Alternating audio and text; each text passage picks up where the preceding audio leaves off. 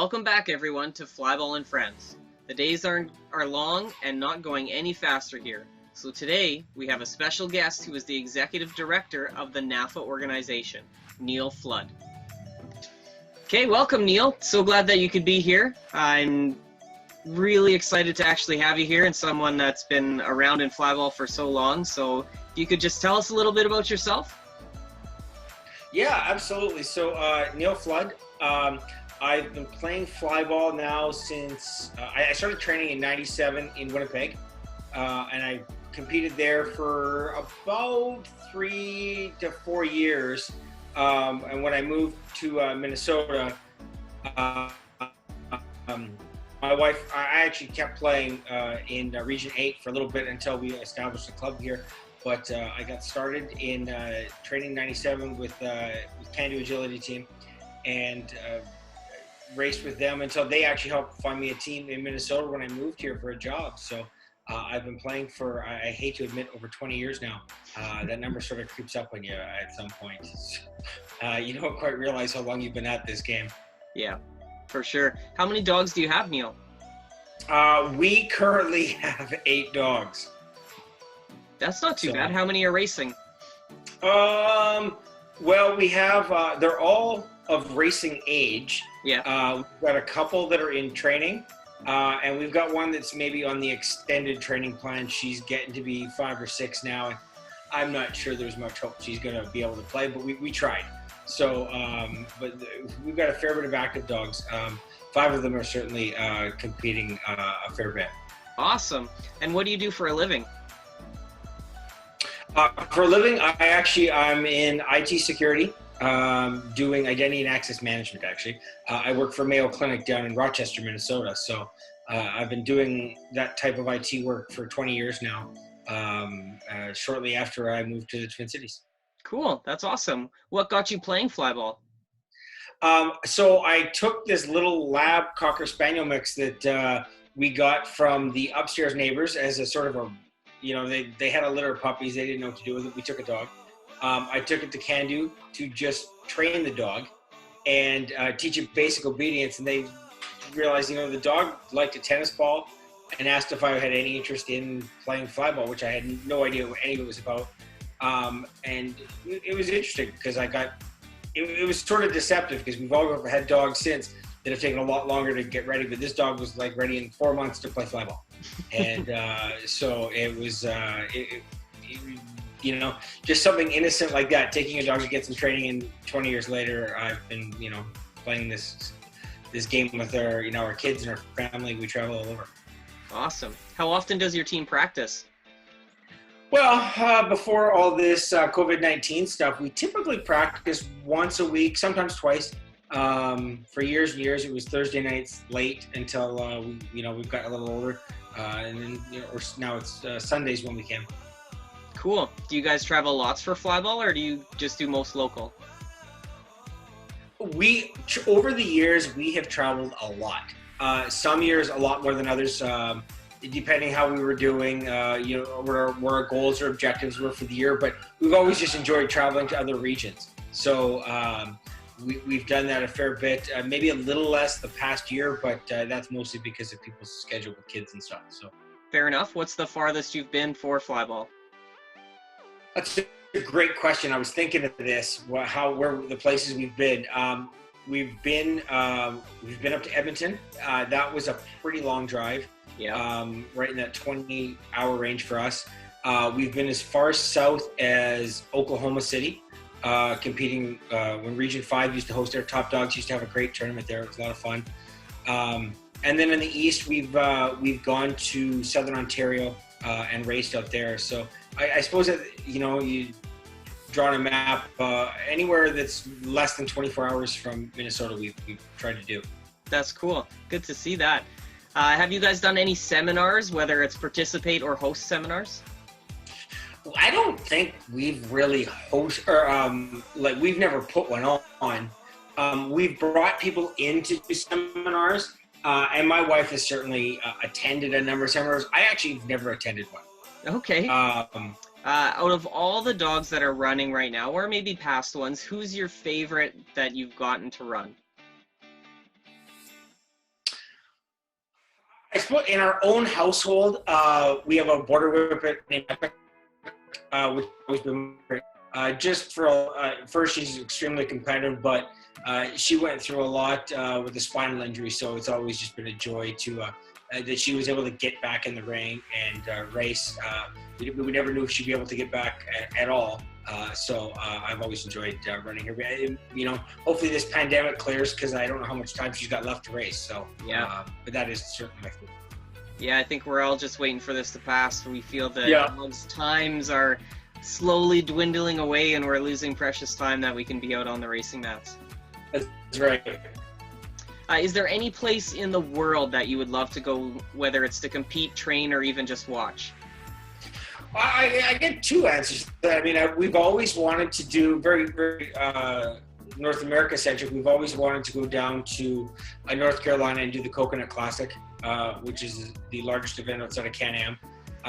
But I suppose the other one that we were all very eagerly anticipating going to was the World Cup in Belgium, which would have been in a few weeks. So we were really looking forward to that, and unfortunately it didn't happen. But yeah, that's still on our radar for next year. Awesome. What do you guys like about Flyball and playing Flyball? I think really our favorite part is really the team atmosphere and the camaraderie. We have a great time. You know, we vacation with our teammates. You know, it wouldn't be any fun if we didn't get along with them so well. So I think, you know, it would be easy to do another sport if it wasn't so much fun to compete with the people, both on the same team and against people. And that's our favorite part. Is there any one team or one person out there that you love racing against? There's a few we've had over the years. I mean, we have a lot of great racing within our region. And I'll include Canine Diggers in that. They're technically Region 4, but we race them all the time, and it's a lot of fun. But when we go out of region, we have a great time against Northern Power Paws. I always look forward to racing them. We've had a lot of fun against Spring Loaded when we've raced them. And over the years, we've had some good battles with both Top Dog Racers and Instant Replay, especially at things like Can-Am. We've run into them a bunch. It's always been a lot of fun to race them. Yeah, those are fun to watch when they're on the big screen. When I'm at home and you're racing in the red ring or the blue ring, they're always fun to watch. So, yeah. What would be one of your earliest memories of Flyball? Jeez, I think you know, in Winnipeg, just the first tournament I had. It was on the east side of Winnipeg. I don't exactly even remember where it was. I just remember being like, oh, this is way more intense than I was expecting. Because training and practicing is one thing. And then you get there and there's all these people and the noise and, you know, first time owner, you're not really, do I bring a kennel or a crate or put my dog? And then you're like, yes, this is definitely essential. I need these things. And the whole spectacle of it. And it's so much faster than you think it is when you're in the lanes. When you do it for enough years, everything slows down. But at first, it is kind of it's been as chaos. It feels like at first. For sure. What would be one of your favorite memories, whether it's on or off the racing lanes? There's a lot of. I think a lot of my favorite memories are traveling with the people and some of the debauchery that we've gone through and the fun we've had. I have some fun memories of going out to Denver when Ruff was a huge club at the time, and going out there with our team, and we went out to Colorado race one weekend, vacation for a week, and then went down to Oklahoma City the next weekend. Like we were like a traveling flyball circus, and our teammates, you know, some of them joined at one location or another, but a lot of great memories with just the fun you got into with our teams. Awesome. Do you have any personal goals playing the sport? I think the biggest goal we have right now was to really go to the World Cup and do well. I'd love to win it. Our dogs are getting older, but we've been pretty fortunate. We've been able to win a NAFA championship, a Can-Am championship, and the World Cup was the last big thing on our list. And but it's just fun to go out and race. and give everything you got, or push your teams you're racing against. It's a lot of fun when you're able to push them so that they can do well, and especially when they got young dogs coming up. So that's always fun. For sure. Is there anyone in Flyball, whether it's now or maybe when you first started, that you look up to as a mentor? I think mentor-wise, someone I always look up to, this really maybe relates more to my role with NAFA, but is Sam Ford. I'm always so impressed with all the things he's done for the sport, and continues to be out there and just having fun with his dogs. And I have a ton of respect for Sam, so I do look up to him in that manner. Cool.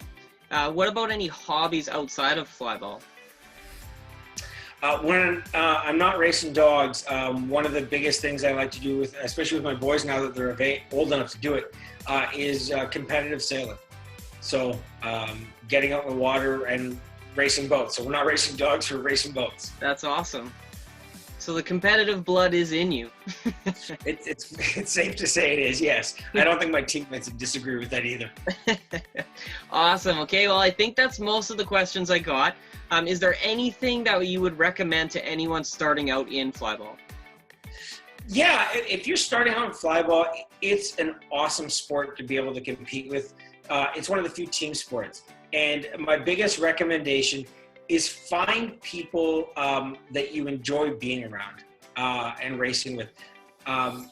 It's so hard for teams to be successful if they don't, if they're not like-minded, or they don't, same type of mentality. You don't have to have the same opinions necessarily, but it really makes all the difference if you enjoy racing with people. It makes it more fun when you win. It makes losing so much easier. So that's my biggest recommendation is find people, if you like to run fast, well, find a group that likes to run fast. If you just want to go out there and run for points, nothing wrong with that. Find people who enjoy that aspect of it too. Some people just like to go out and run their dogs, and none of the other stuff matters. So look for that kind of match when you're trying to find a team. Well put, well put. Okay, so the last thing now, I want you to nominate or maybe challenge someone that's not on your team to do an interview with me. Who would that be? That's a good question. You said you had a few people. If you have a chance, I think John Hendricks always has great ideas on the sport too. Some of the stuff he's doing with measuring and devices and trying to get creative with making a system, it's incredible. The stuff, just the way he's approached it. So he's got a lot of great insight there as well. Another person I'd recommend is Crystal Capel, Omaha Speed Racers. She's been doing Flyball for a long time, certainly at an elite level, U-Flight and NAFA, and she always impresses me. She's really great. She's usually very busy. She's very big. Well, you have to be. She's got 2 kids. I don't know how many dogs. It's always a secret, I think. But she does a remarkable job training them, and I have nothing but respect for Crystal. So, and I can't believe she may. She's always seems to pull out fast dogs all the time. It's just awesome to watch her out there.